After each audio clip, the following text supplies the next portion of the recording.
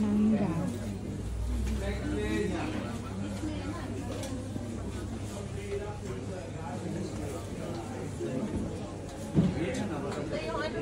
Alin? Ay, dates. Sandali, inaanuhan ko kasi ang ganda. May mga presyo-presyo siya. Iba-ibang klase ng prutas. Grapes. Ganyan. Ayan, oh, berries. Masama. Mura din, oh. Saan magkano? 2 for 3. 2 for 3. Kuha ka? Oo, malalaki siya. Oo. Pero parang okay na yung isa sa dami niyan eh. Hindi naman maubos. Ano ko ba? Eh, yan pa lang.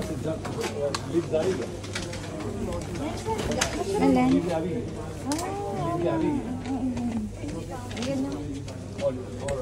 Ano? चलो वो फली Hindi ko medyo yung ano nga lang.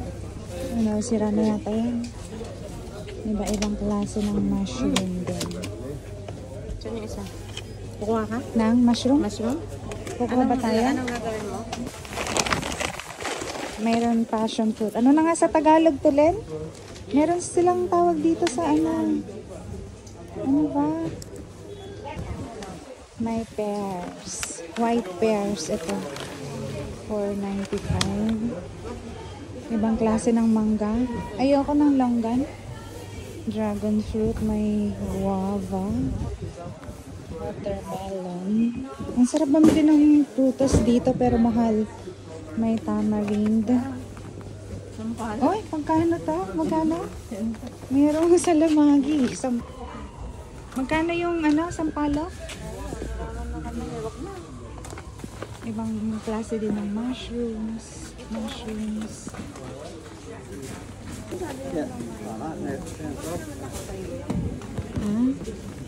Ewan. Magandang mamili sa mga palengke na ganito kasi dito namin nahahanap yung mga tropical fruits and veg. Wala sa grocery and supermarkets. Meron ding mani. Fresh peanuts. 3 pounds per pound or 6 pounds. At least yan may presyo. Alam mo, oo. Konti lang. Pili naman din. Sino? Ay, saan? Ito ginger. 150. Mamili ka na ano mo lang. Mura tong ginger nila dito. 150. Ano? Hindi masarap tong ganitong saging. Mas masarap yung ano sa atin sa Pinas.